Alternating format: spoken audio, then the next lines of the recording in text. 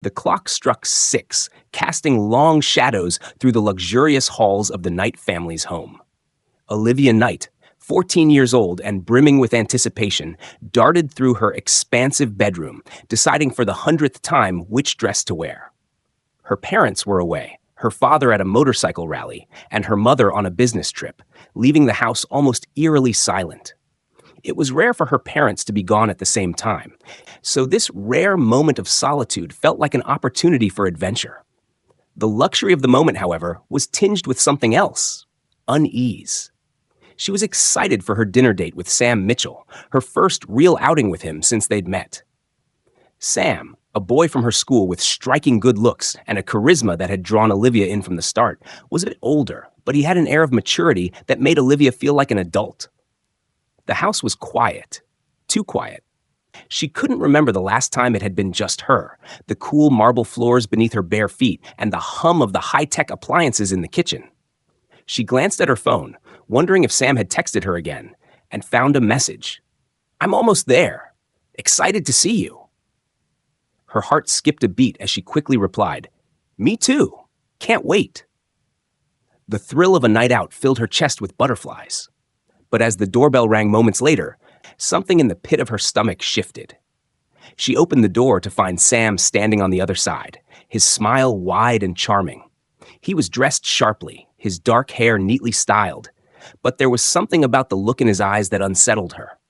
He seemed different tonight, more intense, more controlling. "Hey, Olivia," he said, his voice smooth and almost too calm. "I've been thinking, maybe we should skip the restaurant tonight. It's a bit crowded, don't you think? How about we stay in? I know a great movie we could watch." Olivia hesitated. She had been looking forward to the new restaurant she'd researched for weeks, but something about Sam's suggestion made her uneasy. It wasn't like him to back out of plans they'd both been excited about. She tried to hide her hesitation behind a smile, brushing it off. "No, I've been really looking forward to it. I've been planning this all week."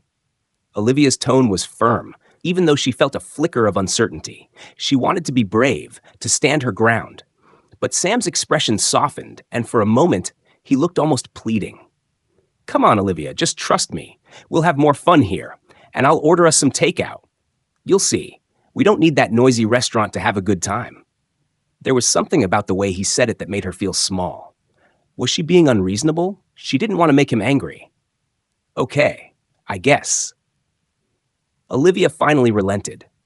"But just for tonight." Sam grinned, his demeanor shifting back to the smooth, polished image she was used to. "That's my girl."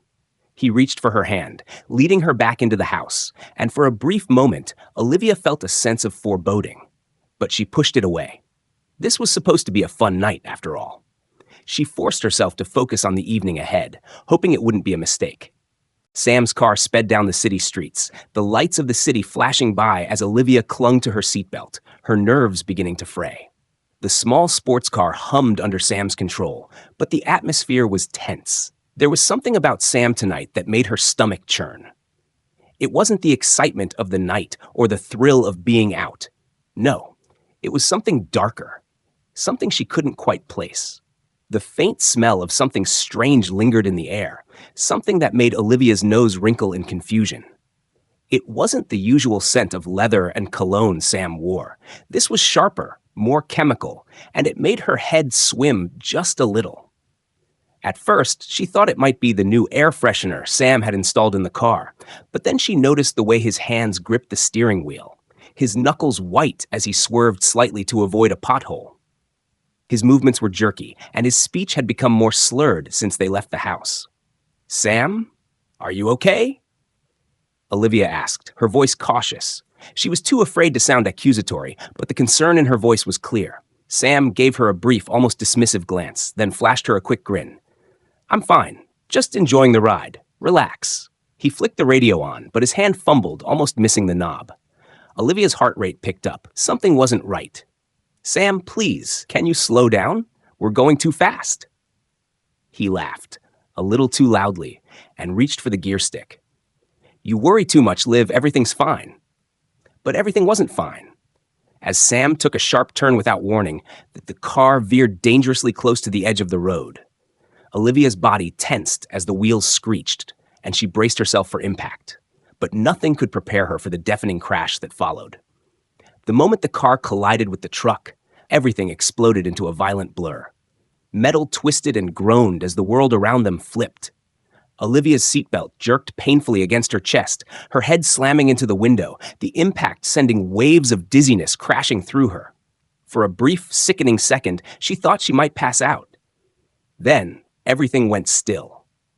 The world around her seemed frozen, except for the blood rushing in her ears. The air was thick with smoke, and the smell of burnt rubber filled her nostrils. She couldn't move, couldn't breathe, and through the haze of pain and confusion, she heard Sam's voice, strangely calm. "We need to get out of here," he muttered, his voice distant as though speaking to himself. Olivia tried to respond, but the words wouldn't come. Everything around her was spinning, her vision flickering. She tried to move, but the pain in her chest was unbearable. "Olivia, you're fine. Don't worry," Sam said again, though his words were hollow, as if they were meant to convince himself more than her. She heard the sound of sirens, distant but growing louder. Sam's grip tightened on her, but she couldn't make sense of anything. The world was slipping away, and she was helpless to stop it. The sirens wailed in the distance, growing louder with each passing second until they were practically deafening. Olivia's vision was blurry, her head spinning in a haze of pain. The world around her felt like it was folding in on itself. The chaos of the crash, the screech of metal, the crushing sound of glass breaking, and the distant thud of the truck colliding with the car was fading. All she could feel now was the weight of her body slumped in the seat, her chest tight with each labored breath. As the sound of the sirens grew closer, Sam's frantic voice broke through the fog in Olivia's mind. "Olivia, stay with me!" Sam's hand was shaking as it gripped her arm, his face an unreadable mask of panic and something else, something darker. "Don't you dare pass out on me, okay?" Olivia tried to speak, but her mouth felt dry, her words stuck behind a thick fog. She managed to turn her head, just enough to see him, and that's when she saw it. His pupils were dilated, his hands trembling. His face was pale, but not from fear. Something was off. The sirens grew closer, then the flashing lights pierced the darkness, and a paramedic's voice called out, "We've got a young woman in critical condition. Get the stretcher."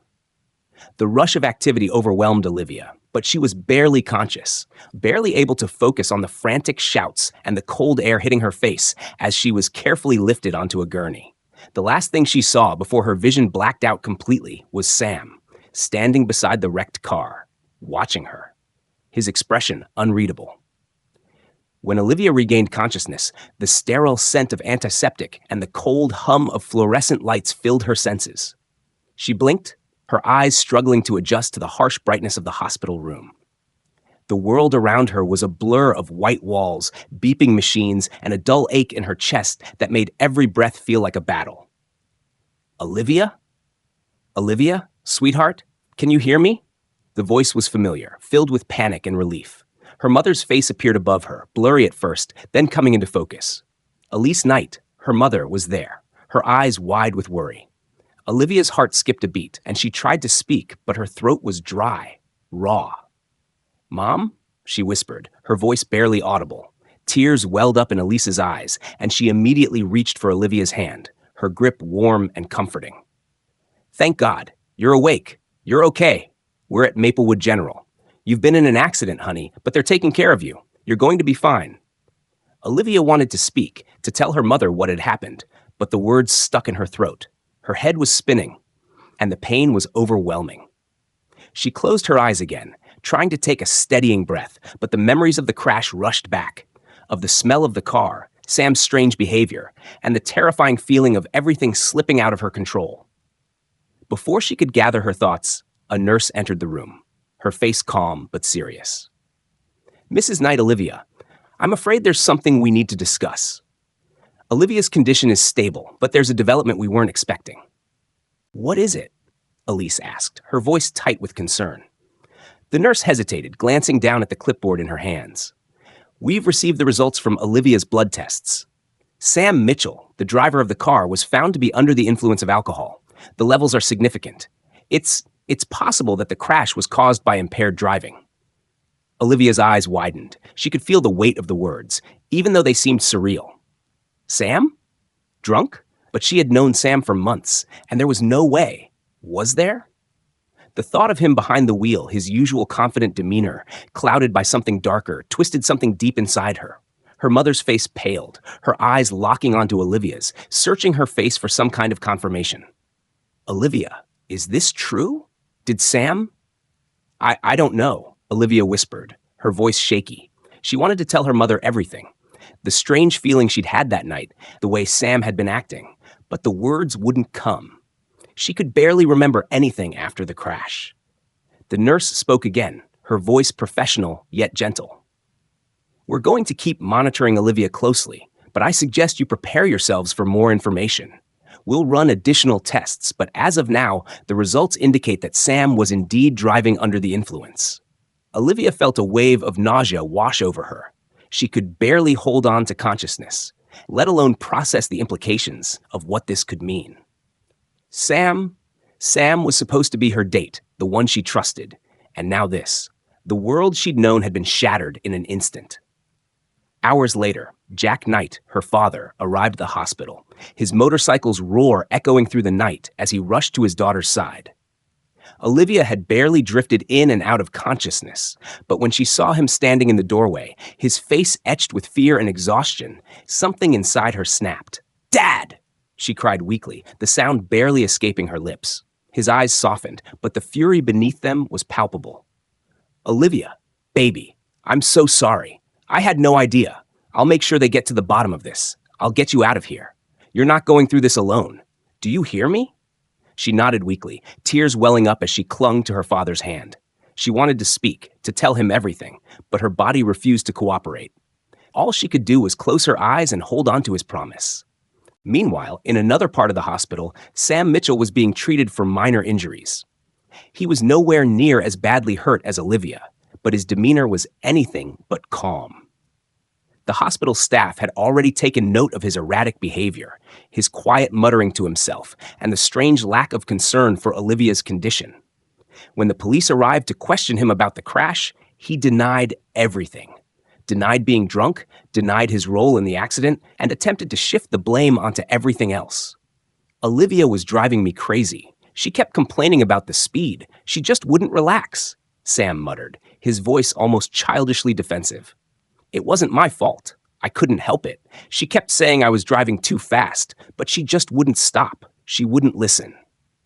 The officers exchanged glances, noting the incoherent nature of his statements. It was clear to them that Sam was trying to cover his tracks.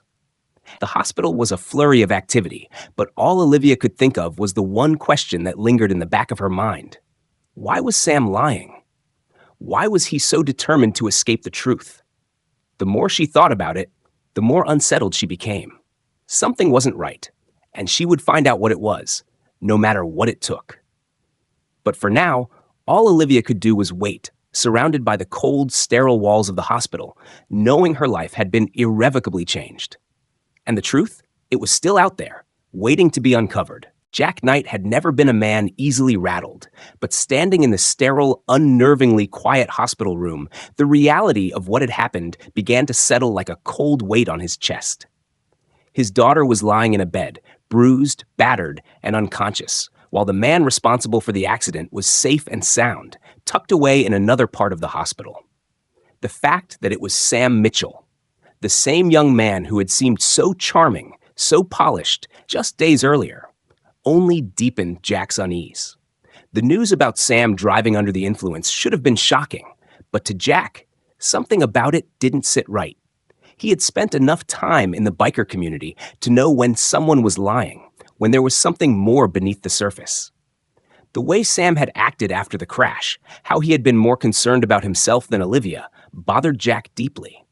And now, with his daughter fighting for her life in the hospital, Jack felt a gnawing sense that there was something far more sinister behind it all.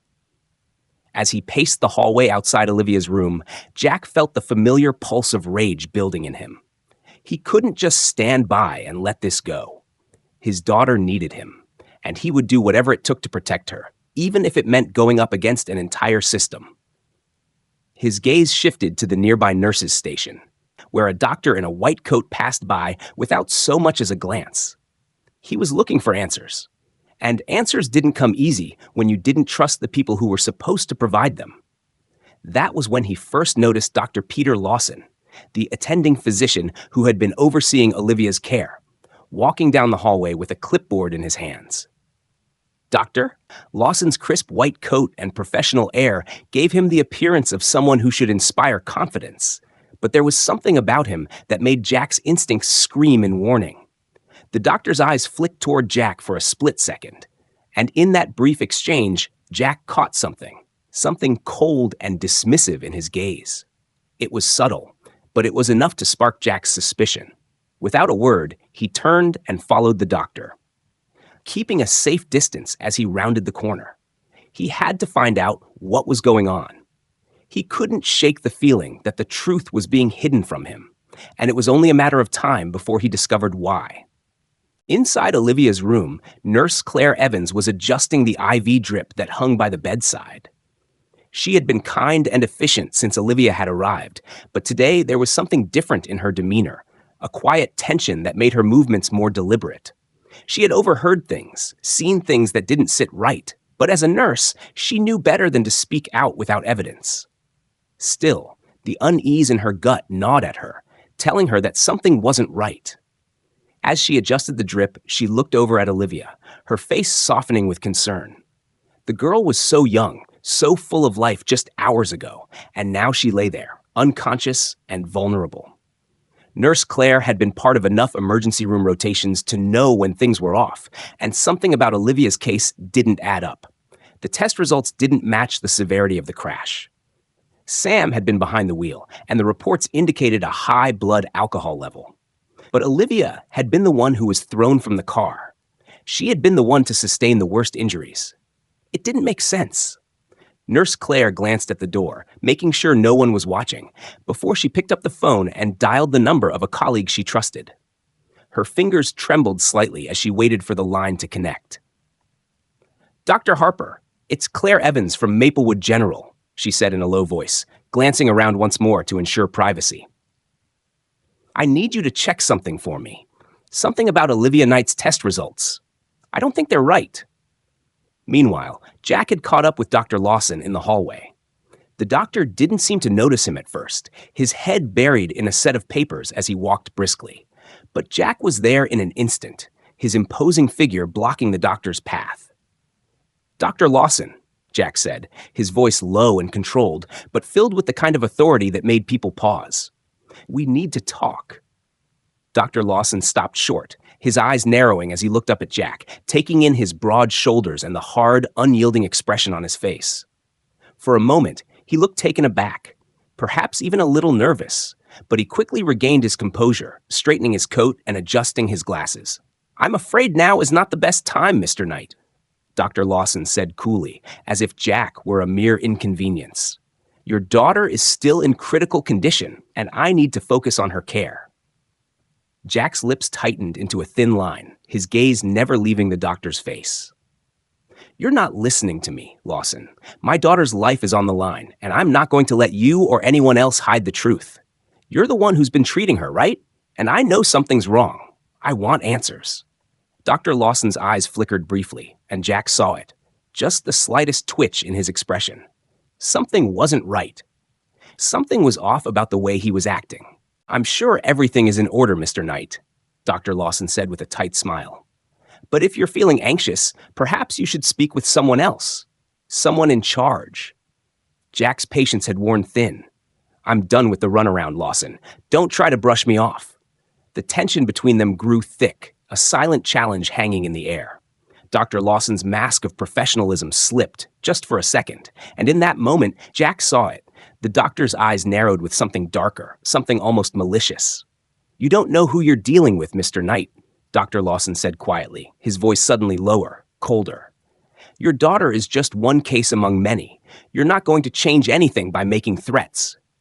Jack's heart pounded in his chest, a dangerous mix of anger and something else, something primal, rising to the surface. He had to hold back, keep his cool. But deep down, he knew this was only the beginning.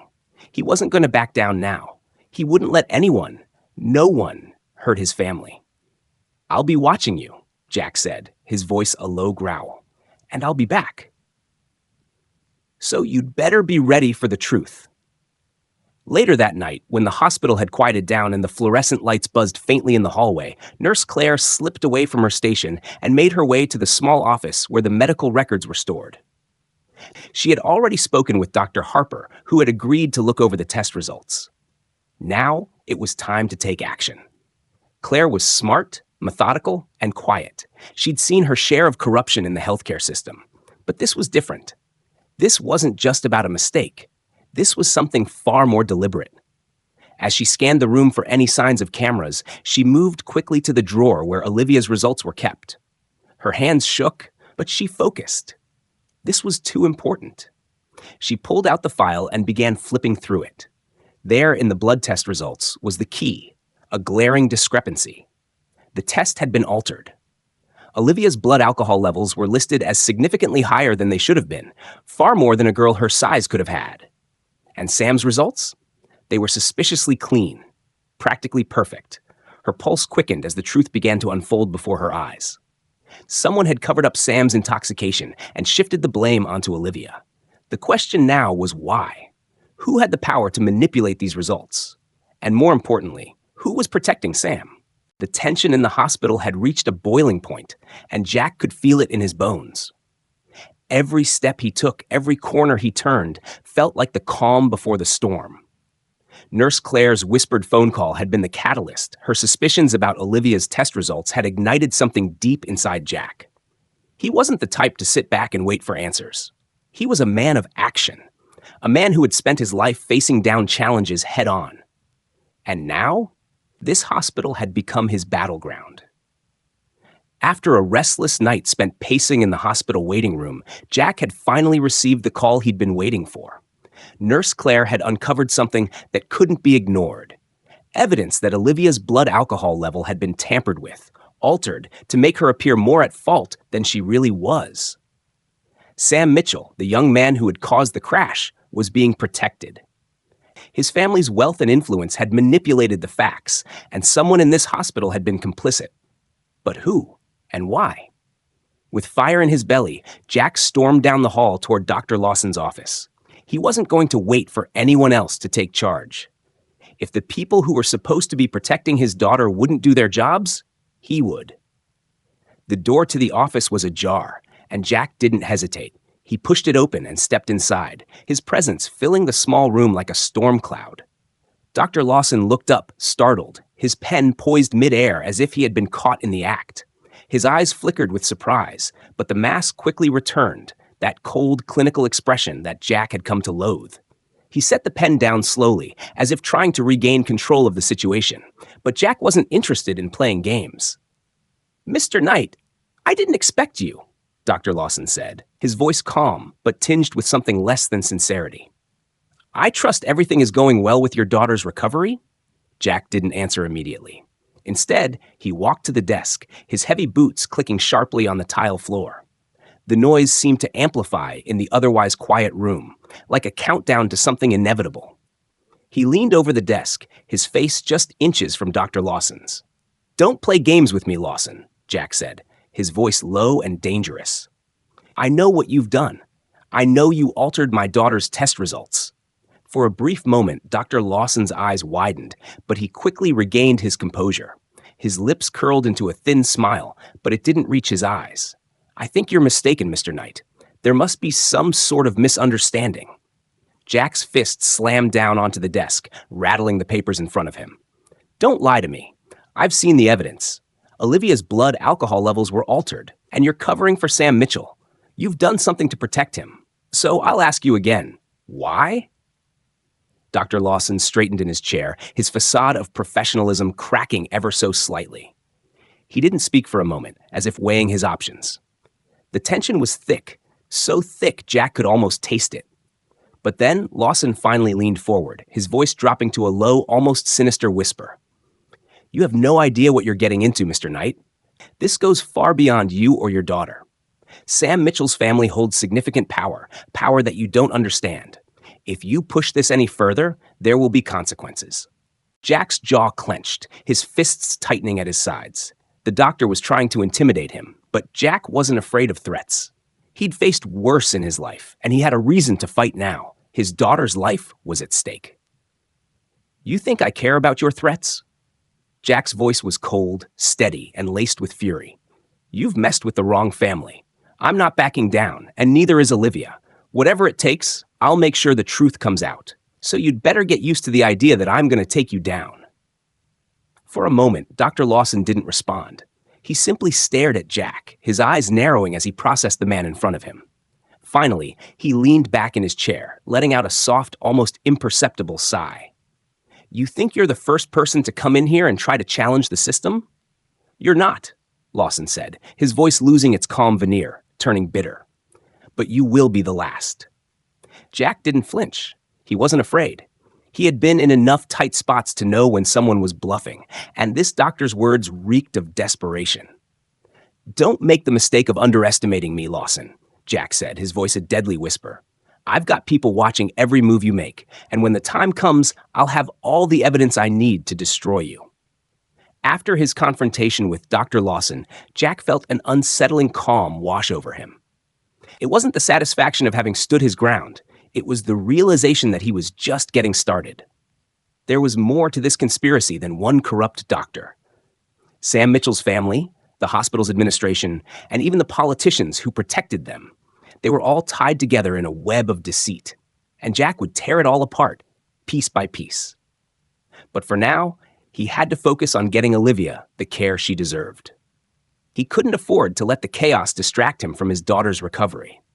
Jack left Dr. Lawson's office, his mind already racing with plans to expose the corruption that ran deep within the walls of Maplewood General. He knew it wouldn't be easy, but nothing worth fighting for ever was. As Jack walked back toward Olivia's room, he spotted Nurse Claire coming out of the hallway. She looked at him with an expression that said everything he needed to know. The next phase of their fight was about to begin. Nurse Claire approached him quietly, her eyes filled with determination. "I found something," she said softly, glancing around to ensure no one was listening. "I've got the proof. The test results were tampered with, and Sam Mitchell's family is behind it." Jack's heart skipped a beat. It was finally happening. The pieces were falling into place. "Good," he said, his voice steady, despite the fury boiling beneath the surface. "Now we take it to them." But even as he spoke, a nagging thought gnawed at him. If they exposed the truth now, would they be ready for the fallout? Because once the truth came to light, there would be no going back. And Jack Knight was ready to burn everything to the ground if that's what it took to protect his daughter. That night, Jack sat alone in the darkened hospital waiting room, staring out the window at the city lights below. He was preparing for the battle ahead. But in the silence, his mind wandered back to the moment when Olivia had first been rushed into the emergency room, scared, vulnerable, and on the edge of death. He would never forget that image, and as long as he had breath in his body, he would never let anyone, no matter how powerful, get away with hurting his family. The storm was coming, and it wouldn't stop until Jack Knight had justice. The hospital had grown eerily quiet as Jack waited in the sterile, oppressive hallway outside Olivia's room. The only sound was the occasional click of a nurse's shoes on the polished floors or the soft murmur of voices from behind closed doors. The harsh fluorescent lights above hummed, creating an atmosphere of quiet tension. Jack could feel the weight of the situation pressing down on him, but he was resolute. He had promised Olivia he would find the truth, and nothing, no one, was going to stop him. It was Nurse Claire's call earlier that had truly set the wheels in motion. She had been the one to risk everything by investigating the discrepancies in Olivia's medical records. Jack didn't even need to ask what she had found. He could see it in her eyes, the determination, the quiet fury. There was something deep and dangerous happening in this hospital, something much bigger than just one reckless accident. It was a cover-up, and Jack wasn't about to let it stand. Just as he was about to take another step, a familiar face appeared at the end of the hallway. It was Claire, looking more determined than ever. She moved toward him, her steps purposeful, her eyes scanning the corridor before she approached him with a sense of urgency. "Jack," she whispered, glancing around, "I found something." Jack's heart rate picked up. What is it? Nurse Claire pulled a small, manila envelope from the inside of her jacket. She held it out to him with a steady hand. I managed to get a copy of the unaltered lab results, the ones that were originally taken. I compared them with the ones in Olivia's records. There's no mistake, Jack. Someone tampered with the results. Jack took the envelope from her, his fingers trembling slightly as he peeled it open. Inside, he found a set of papers, Olivia's lab results, side by side, the original and the falsified version. At first glance, they looked almost identical. But Jack wasn't a man who relied on first glances. His eyes went straight to the critical details. The blood alcohol levels in the original report were normal, not even close to what was needed to implicate Olivia in the crash. But in the altered report, the numbers were drastically higher. The difference was enough to ensure that anyone who saw it would believe Olivia was at fault. The kind of alteration that would cover up Sam Mitchell's reckless actions and protect his family from the repercussions of their son's mistake. Jack's stomach tightened as he scanned the documents again. I knew it, he muttered under his breath, his voice filled with disgust. I knew someone was protecting him. Claire nodded grimly. It's worse than that. I found evidence that the doctor who treated Olivia, Dr. Lawson, was the one who made the changes. He's been covering for Sam, and now I'm sure he's working with others in the hospital. Jack's mind raced. He had suspected Lawson all along, but to hear it confirmed was both a relief and a fury. We can't let this go, Claire. This goes far beyond just one mistake. This is about a system that's broken, a system that's covering up the truth to protect the rich and powerful. His hands clenched into fists at his sides. I'm going to make sure this gets out. I'm going to expose them all. But Claire grabbed his arm, stopping him before he could take another step. Her voice was urgent but calm. Jack, I understand how you feel, but we need to be careful. This is bigger than we realized. The people behind this, they have a lot of influence. They'll do anything to protect themselves. I don't care, Jack replied, his tone unwavering. If they want to fight, they've got one. Claire hesitated for a moment, her eyes darting nervously around the hallway. She pulled him toward a nearby stairwell, away from the main corridor, where anyone could overhear them. They descended the stairs in silence, the weight of the situation pressing down on them both. Once they reached a quieter part of the hospital, Claire spoke again, her voice barely above a whisper. Jack, I found something else. She took a deep breath before continuing. Sam Mitchell's family has more power than you think. They've got a lot of influence in this town, and they've used it to get their son out of trouble before. But it's not just them. There's someone else, someone very high up in the hospital administration, who's helping them. A member of the board, someone who has been ensuring that Sam and his family stay protected. Jack's mind raced as he processed her words. Who? Who's helping them? Claire's voice lowered even further, and she glanced around, making sure no one was listening. Senator Andrew Mitchell, Sam's father, he's one of the people behind this. He's been using his political power to make sure Sam never faces the consequences of his actions. And I believe he's been involved in covering up other incidents in the hospital before. Jack felt the blood drain from his face. The name Senator Mitchell hit him like a punch to the gut. The Mitchell family was powerful, wealthy, and politically connected. And now it seemed they were pulling strings far beyond the walls of the hospital. They had the money to make things disappear, and they weren't afraid to use it. Senator Mitchell, Jack repeated, his voice cold with realization. So it's not just about the accident. It's about keeping his son's reputation intact, no matter the cost. Claire nodded. Exactly. And I'm afraid that if we don't act quickly, they'll bury this whole thing. They'll make sure Olivia takes the fall, and no one will ever know the truth. Jack clenched his jaw. Then we take the fight to them. Claire hesitated, then added, There's more. I've been talking to some of the staff here, and it's clear that not everyone is on their side. Some people are afraid, but there are others who want to see things change. We might be able to find allies. Jack took a deep breath, his mind working furiously. He had a lot of work ahead of him, but he wasn't about to back down now. We'll find them. We'll get everything we need to take them down. This isn't just about Olivia anymore. It's about exposing the entire system. With the new evidence in hand, Jack felt a new surge of determination. He wasn't just fighting for his daughter's future. He was fighting for justice, for truth, and for a chance to tear down the corruption that ran deep in the heart of the system. As Jack and Claire moved out of the stairwell, their resolve solidified. They had a long road ahead, and the enemy they were up against was powerful. But Jack had been in fights before, and this time he wasn't going to lose.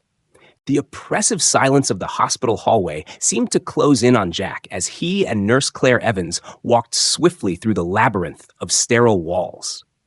Their conversation had been brief, but filled with urgency. Claire had done everything she could to gather the evidence Jack needed, and now it was time to confront those responsible. Jack could feel the weight of the moment building inside him. He wasn't just walking through the hallways of Maplewood General Hospital anymore.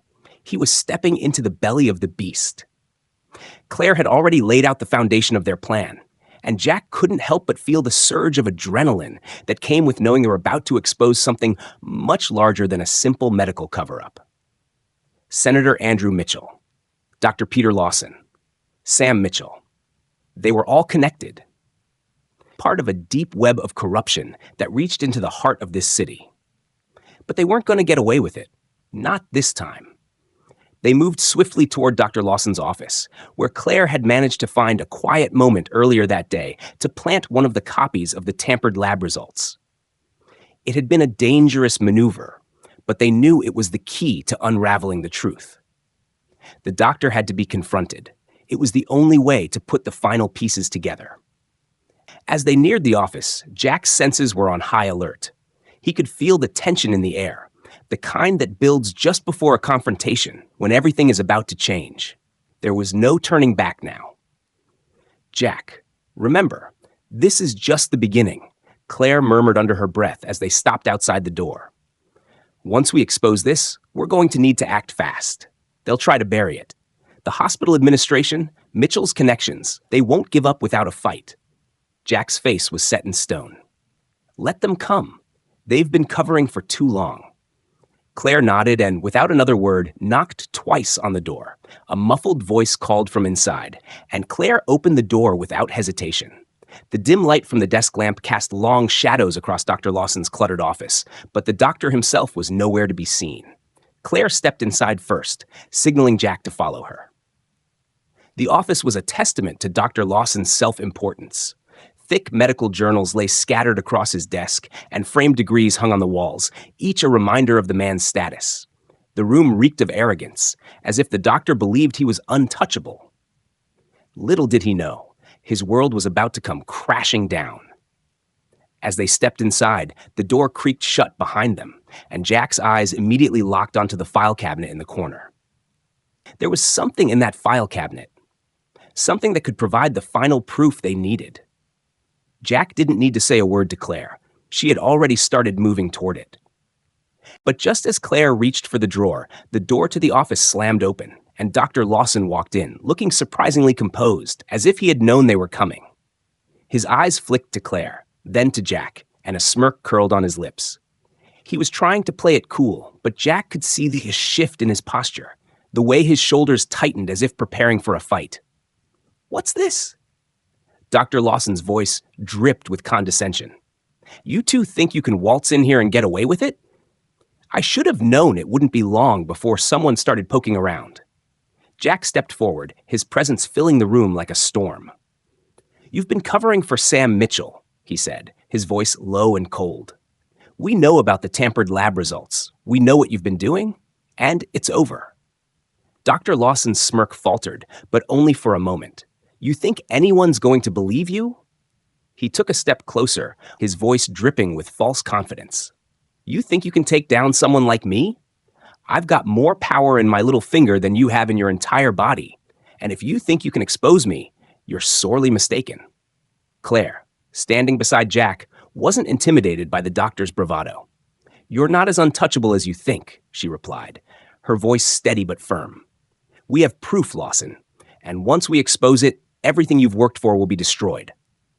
"Doctor," Lawson's eyes narrowed, and for the first time, Jack saw a flicker of fear. "You have nothing," he spat. "This hospital is mine, and the Mitchell family has deep ties here. You think you can just waltz in and expose what's been going on for years? You're fools. But Jack wasn't backing down. The only fool here is you. You've been playing with people's lives for far too long, and it ends now. In that moment, Jack's voice grew even colder, more dangerous. I've seen people like you before, people who think they can get away with anything because they have money, power, and influence. But I'm not like the others. I'm not going to let you ruin my daughter's life or anyone else's. Claire stepped forward, holding up a small folder that she had carefully hidden in her coat pocket. This is your undoing, she said, holding the folder out for Dr. Lawson to see. Your tampered records, your lies. We've got the proof, and it's only a matter of time before this gets out. You can try to run, but there's no escaping it. Dr. Lawson's expression faltered completely. His eyes darted to the folder, then back to Jack and Claire, realizing too late that the game was up. He took a step back, but Jack was already closing the distance between them. His fury was palpable, but he wasn't about to make the first move. Instead, he let the truth weigh heavily in the air, forcing Dr. Lawson to face the consequences of his actions. Senator Mitchell's not going to save you this time, Jack said, his voice low and deadly. We know everything. Your involvement with the hospital's board, your cover-ups, your corruption, you're done. Dr. Lawson looked panicked now, and for a split second, Jack almost felt pity for him. Almost. Do you think you're the first to threaten me? Dr. Lawson growled. I've dealt with worse. You have no idea who you're dealing with. But Jack's eyes were like ice. I know exactly who I'm dealing with, and you're going to pay for what you've done. We'll take this to the authorities. We'll take it to the media, and you'll be left with nothing. Dr. Lawson's eyes flicked nervously to the door, but Claire was already blocking his exit. Jack stepped closer, his towering figure forcing Dr. Lawson to face him directly. You're not getting away this time. With a trembling hand, Dr. Lawson reached for the phone on his desk, but Jack slammed his fist down on the surface, knocking it out of his hand. No more calls, no more lies. A tense silence followed, the reality of the situation settling in. Dr. Lawson knew he had lost. There was no escape. His empire of corruption was crumbling, and there was no one left to protect him. Finally, Jack spoke, his voice cutting through the stillness. It's over, Lawson. You're going down. Jack and Claire left the office together, the weight of their victory hanging in the air. They had exposed the truth, but this was just the beginning. The fight for justice had only just begun. Jack could feel the pulse of the hospital, its sterile corridors now alive with a different kind of tension. The battle they had begun was far from over, but it was now more than a fight to clear Olivia's name. It was a battle for something bigger. Justice. For every patient who had ever been exploited. For every lie that had been buried in the name of power and influence. He and Claire had just stepped out of Dr. Lawson's office, the weight of the folder containing irrefutable proof of the tampered records now heavy in Claire's hands. The battle lines had been drawn, and it was time to rally the forces that could help them break this corruption wide open. Dr. Lawson, though shaken, had proven to be just the first piece of the puzzle. But it was Senator Andrew Mitchell who towered over them both. His influence so vast that even Jack knew the battle ahead would not be easily won. If they were going to win this, they had to act swiftly. Jack glanced at Claire, his mind already running through the next steps. We need to get this into the right hands. The police, the press, but most of all, we need to make sure the Mitchell family doesn't cover this up before it gets out. Claire nodded grimly. I'll get this to the police. They'll need to start an investigation into the tampered records, and we can't afford to waste any time. As for the media, I know a few reporters who can be trusted. Jack's eyes hardened with resolve. We don't give them a moment to breathe. We strike now, hard and fast. We make sure the world knows exactly what happened here. But even as he spoke the words, Jack knew the fight wasn't going to be easy. There were people with power behind this, people who would stop at nothing to make sure their names stayed clean. The Mitchells had more than just money. They had control over the people who ran this city, people who could twist the narrative, silence whistleblowers, and discredit anyone who posed a threat to their wealth. They had done it before. They would try to do it again. As Jack and Claire moved quickly through the hospital, heading toward the exit, a sense of urgency hung over them. Jack could feel the mounting pressure, the tension that seemed to coil tighter around him with every step. But he wasn't about to back down. His daughter's life had been shattered by these people, and now it was his turn to break theirs. When they finally reached the front entrance of the hospital, Jack pulled out his phone, his fingers moving quickly across the screen. He was contacting a handful of people, connections within the biker community, allies in the press who would run with the story and amplify it until it was impossible to ignore. Jack's voice was steady when he spoke into the phone, but there was an edge to it that came from his resolve. Get the word out. We've got a story that needs to be told, and I want every channel covering it. We're not waiting for permission. We're doing this now. Claire had already made her way outside, keeping a watchful eye on the entrance to the hospital. Jack could feel the tension building as he looked around. His instincts alert to any sign that someone might be trying to silence them, to stop them before they could get too far. Then, just as Claire had said, they began to move. The media would be their megaphone, and the truth would be the weapon they used to dismantle the entire scheme.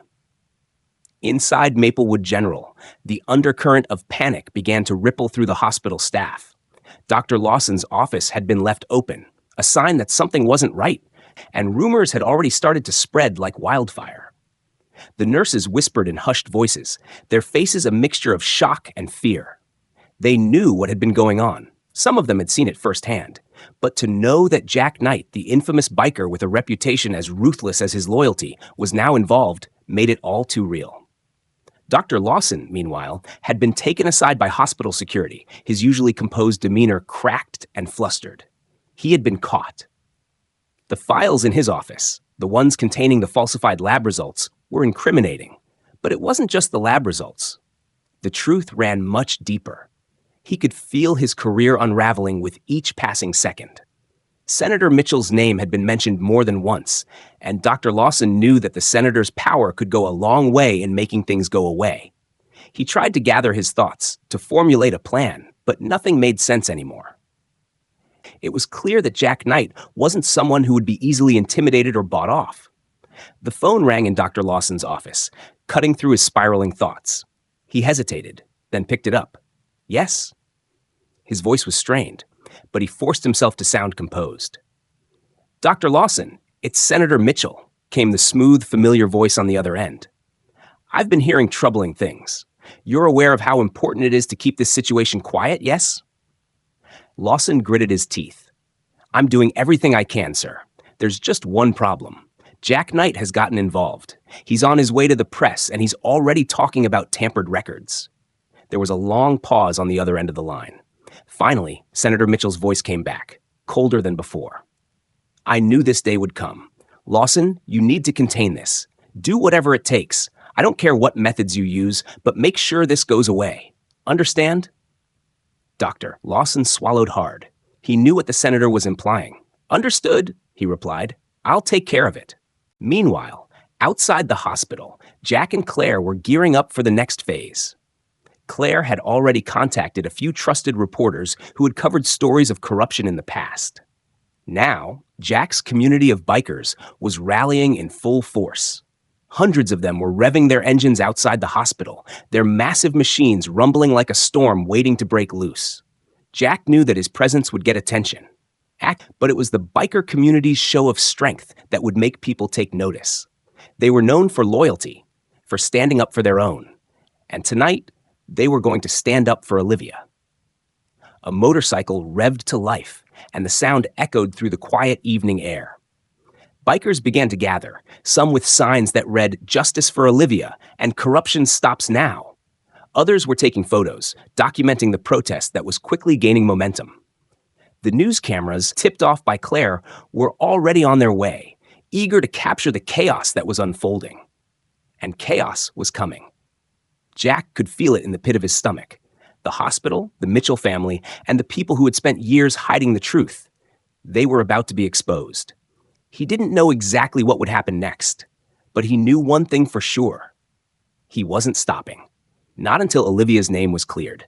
Not until the truth was out. The media would be their megaphone, the bikers their shield. And with every passing second, Jack felt the walls of corruption begin to crack. The first sign of trouble came when the hum of motorcycles could be heard from miles away. At first, it was a low growl in the distance, barely perceptible over the hushed noises of the city's evening life. But as it grew louder, the unmistakable rumble of 100 engines filled the air, growing in intensity until the ground seemed to vibrate beneath everyone's feet. Outside Maplewood General Hospital, the first of the bikers had arrived. A lone figure, dressed in black leathers and sporting a helmet that hid their face, rode in slowly. They stopped at the front entrance, revving the engine one final time before dismounting. The others followed quickly, like a wave crashing in from all sides. The biker community was known for its tight-knit nature, for the loyalty that ran deeper than blood. It wasn't just about riding, it was about family. And tonight, they were family, united in the cause that Jack had rallied them for. Their goal wasn't just to protest, it was to send a message, to make sure everyone inside that hospital and everyone watching knew that the Knights were not alone. Jack stood at the front of the gathering, his leather jacket unmistakable against the backdrop of a sea of bikes. He was the one they had all come for, the one who had, with a single phone call, turned their fury into a force that could not be ignored. The press had arrived as well, and their cameras snapping shots of the spectacle, eager to capture the story that was already breaking. Claire stood by his side, her gaze scanning the growing crowd of bikers. She had made the calls to the reporters, to the trusted ones who could be counted on to tell the truth. They'd arrived in droves, their cameras trained on Jack, ready to document every moment. Jack turned to Claire, his expression unreadable. Make sure they get this footage out fast. This isn't just about Olivia anymore. This is about sending a message to everyone who thinks they can get away with this kind of corruption. Claire nodded, her phone already pressed to her ear as she gave instructions to one of the reporters. Her own emotions were mixed. She could see the enormity of the situation, but there was a sense of pride that came with knowing she was part of something bigger than herself. She was part of a movement that had the potential to change things that had been swept under the rug for far too long. Meanwhile, the bikers were forming a barricade of sorts, lining the sidewalk in a way that made the hospital's front entrance nearly impassable. Their presence was imposing, but there was no violence in it. Not yet. The message they were sending was clear. Justice. It was the one word they all shared. The one thing that unified them beyond their motorcycles or leather vests. The word spread through the crowd, written on banners, shouted in chants, whispered with conviction.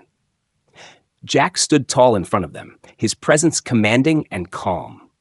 But beneath the surface, there was a storm. The truth about Olivia's accident was out there now, and with it, the terrible web of lies that had been spun to protect a wealthy family at the expense of his daughter. His blood was boiling, but he kept himself in check. He knew that if he lost control now, they would lose everything. But he would not be silenced. No one would be. As the bikers revved their engines once more, the sound echoed through the streets, sending vibrations through the hospital. Inside, nurses, doctors, and staff peeked out of windows and doors, uncertain of what was to come. They had heard the rumors, seen the bikers gathering, but now they were witnessing the full force of it. And it wasn't just bikers. They had reporters with them, eager to interview, to get the inside scoop on the chaos unfolding outside. The pressure was mounting. Inside, however, Dr. Lawson was in full panic mode. He had been caught. There was no way around it. The tampered medical records were his doing, and now there were witnesses. Even worse, there were whispers of Jack Knight's involvement, the biker with a vendetta that seemed as relentless as the engines roaring outside. The phone in Lawson's hand trembled slightly as he dialed a familiar number. The voice on the other end was smooth, practiced, a perfect mask of calm. It was Senator Andrew Mitchell, his political ally and benefactor. "Lawson," Mitchell's voice said coldly, "what the hell is going on? I've been hearing reports of a biker rally outside the hospital, and I don't like the sound of it. This was supposed to be handled quietly. What did you do?" "I didn't," Lawson stammered, his mind racing. "It wasn't supposed to go this far. Knight is involved. He's rallying his people, and now the press is here. I'm doing everything I can, but it's slipping through my fingers. This wasn't supposed to happen. There was a pause on the other end of the line before Mitchell spoke again, his tone steely. I warned you, Lawson. If this gets out of hand, it's on you. I don't care what it takes. Make sure this stops. Now. Dr. Lawson hung up the phone with shaking hands, staring at the wall in disbelief. His reputation was in tatters, and the senator's grip on the situation was slipping. He had hoped that with enough power and influence, he could quiet the storm. But it wasn't going away. In fact, it was only getting louder. As Jack stood in front of the hospital, his gaze locked with the reporters now gathered around him. He could see the recognition in their eyes, the understanding that this story wasn't just another scandal. It was the unraveling of a system, of corruption that had long been allowed to thrive. The bikers were more than just a distraction now. They were a symbol of defiance. The reporters raised their microphones, ready to hear what Jack had to say. He had known this moment would come, but nothing could have prepared him for how it felt to stand there, ready to lay bare the truth. Everything you've heard about my daughter's accident, Jack began, his voice calm but carrying the weight of 1,000 unspoken words, is a lie. The hospital, the doctors, they tried to frame her, to protect a wealthy young man who thought he could get away with anything. But they made a mistake. Olivia is innocent. She didn't deserve what happened to her, and we won't rest until we make sure the truth comes out. The cameras clicked, capturing every word. The bikers behind Jack roared in support, their engines roaring louder than ever, as if to shake the very foundations of the hospital itself. The Mitchells think their money can shield them, Jack continued, but tonight we make it clear. We don't need their money. We have something far more powerful, truth, loyalty, and justice. And we will fight until the end. The crowd erupted into cheers. It was the start of something big, a movement that couldn't be ignored. And with the bikers rallying behind him, Jack knew that nothing, not even the wealth and power of the Mitchell family, could stand in their way now. The battle for justice had only just begun. The winds outside Maplewood General Hospital whipped through the parking lot, as if reflecting the turmoil that had gripped the institution. The once quiet halls were now alive with murmurs and whispers. Staff moved quickly, casting nervous glances toward the windows, watching as more bikers arrived by the minute, their motorcycles lining the streets, creating a near-impenetrable barrier around the hospital. Jack stood resolute at the center of it all, flanked by Claire Evans and the sea of his loyal biker brothers and sisters. They had given their all to this fight, not just for Olivia, but for everyone who had been silenced and ignored by the corrupt powers that ruled the system. But now, with the media frenzy in full swing and the hospital's administration under increasing pressure, the battle had reached its most critical point. In the moments following Jack's explosive declaration outside, the momentum had shifted. News outlets had scrambled to pick up the story, broadcasting it live across every channel.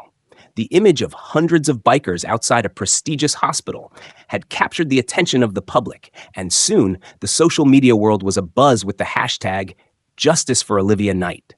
The power of the press and public sentiment were now on their side. Inside, the hospital's administration had been put on notice. Dr. Peter Lawson was in full crisis mode, pacing the sterile halls of his office, sweat dotting his forehead as he dialed yet another number from his contacts. This time, it was someone he thought would solve everything, Senator Andrew Mitchell. But even as the phone rang, Lawson knew his situation was spiraling out of control. The senator's calm voice on the other end barely masked the annoyance. "Lawson," Mitchell said, "we've been through this. You cannot let the bikers gain any more ground. Get your act together. We can't afford for this to blow up further." "I'm doing everything I can," Lawson replied, his voice tight with frustration. "But Knight isn't backing down. This thing is going public, and there's nothing I can do to stop it. The press is already talking about the falsified records. And if they get a hold of that evidence," Mitchell cut him off, his voice icy, "then you'd better make sure they don't. Do what you have to do." With that, Lawson hung up, his mind racing. He had no more tricks up his sleeve, no more leverage. His back was to the wall, and there was nowhere left to turn. The only thing that kept him moving was the knowledge that, even now, he had a final card to play. Outside, the tension had escalated further. The bikers had taken up their positions, blocking every exit, their engines revving periodically, shaking the very foundation of the hospital. Jack's words still echoed in the air, as though challenging the world itself to confront the truth. Then the doors to the hospital opened. Nurse Claire Evans stepped out, her face grim but resolute. She had been the quiet force behind the scenes, the one who had dug through the medical records, piecing together the web of lies that had been spun around Olivia's accident. And now it was her turn to deliver the final blow. Behind her, Dr. Lawson stepped into view, looking harried and broken, as if every step he took was a reminder of the consequences he would soon face. His posture was defeated. His days of influence had come to an end. The crowd of bikers parted slightly, creating a path for the two figures. Claire walked straight to the front, where the reporters waited, their cameras trained on her. Jack, too, stepped forward, his eyes locked on Lawson. There was no fear in his gaze, only the cold satisfaction of knowing that this moment had finally come. Claire spoke first, her voice steady and loud enough for the crowd to hear. "I've been a nurse here at Maplewood General for over 10 years, she began, and I've seen my fair share of corruption. But what's happened to Olivia Knight is something I cannot and will not stand by. The medical records were falsified, the results manipulated, and the truth buried, all to protect a wealthy, entitled family who thought they could buy their way out of responsibility. That ends today." The reporters' cameras clicked in unison, capturing every word. Jack's gaze never left Lawson's, the anger simmering beneath his calm exterior. Lawson stood silently, his hands trembling, unable to meet Jack's eyes. Claire continued, pulling out the documents she had painstakingly gathered. "These are the real lab results, the ones they didn't want you to see. The ones that prove Olivia was not at fault. They altered her blood work, made it look like she was impaired, when, in reality, she had been sober. And the driver who caused the accident, Sam Mitchell, was protected by his family's wealth and influence." The air grew heavy with the weight of her words. The crowd of bikers roared in approval, their voices loud and proud, echoing through the streets. Even some of the hospital staff, who had been standing by in silence, began to murmur in support. The truth was finally out, and it could not be ignored. Jack stepped forward then, his voice cutting through the murmurs. "This is not just about Olivia," he said, his tone dark and commanding. "This is about every single person who has been treated like they don't matter. Every person whose life was ruined by the lies of the powerful. We will not rest until every person who had a hand in this is held accountable." Claire turned to Lawson, her eyes hardening. "And that starts with you, Dr. Lawson. You've made a career out of bending the rules, of playing games with people's lives. But now the game is over."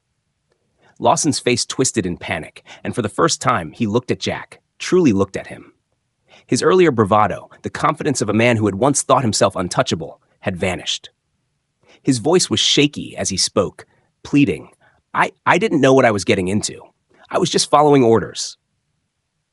Please, I never wanted this to go this far." Jack's response was cold, unfeeling. "You chose this. You made the decision to put your greed and ambition over the well-being of a child, and now you will face the consequences." Before Lawson could respond, a team of police officers arrived, led by an officer who had been briefed on the situation. They moved quickly, securing Lawson and reading him his rights. His protests were futile, his pleas for mercy falling on deaf ears.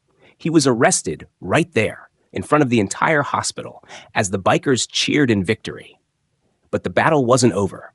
Claire turned to the gathered reporters, her voice ringing with finality. "This is just the beginning. Dr. Lawson's arrest is only the first step. We will ensure that the truth about Senator Mitchell's involvement comes to light as well. No one, no matter how powerful, is above the law." The roar of approval from the bikers was deafening, but it wasn't the loudest sound in the moment. The real victory was in the quiet aftermath, the sound of justice finally being served. As Lawson was led away in cuffs, Jack turned to face the hospital. His eyes met those of the reporters, and he nodded once, as if giving them permission to tell the full story. The world would know the truth, and nothing would stop them now. Inside the hospital, Jack's phone buzzed. It was a message from his wife, Elise, who had heard about the events unfolding. "I'm so proud of you. Olivia is going to be all right." Jack's heart swelled. Olivia, his daughter, she was going to be all right. And that was all that mattered. The Knight family had fought back, and they had won. When the battle ended, it wasn't just one family that emerged victorious, but an entire community that rose to reclaim justice. The struggle of Jack Knight, Olivia, and their allies proved that even in the darkness of corruption and oppressive forces, there is always a light of truth. They fought not only for Olivia, but for everyone who had ever been crushed beneath the weight of power and injustice. This story wasn't just about a legal battle. It was a lesson in perseverance, love, and unity. Jack Knight, as a father, showed that love is the greatest power, a force strong enough to break down any barrier. And Olivia, with her strength and resilience, taught everyone that there is nothing more valuable than the freedom to be treated fairly. Their journey doesn't end here. The scars left by injustice will remain, but it is they, the ones who dared to confront the odds, who will inspire those facing darkness in their own lives. Jack and Olivia knew that no matter how much the world changed, they would always stand together, building a world where truth is protected, where courage is never silenced. And though this victory was just a small step in a long journey, it served as a reminder that as long as we don't give up, justice will always prevail in the end. This is the power of love, of belief, and of unity. Thank you so much for taking the time to listen to the entire story and for watching the video. Your support means the world, and we hope this journey has resonated with you as much as it did with us. If you enjoyed the story, please don't forget to like, comment, and subscribe for more content like this. Your feedback is incredibly valuable, and it helps us continue to create stories that inspire, entertain, and engage. We appreciate each and every one of you for being a part of this journey. Stay tuned for more exciting tales, and as always, thank you for your continued support. See you next time.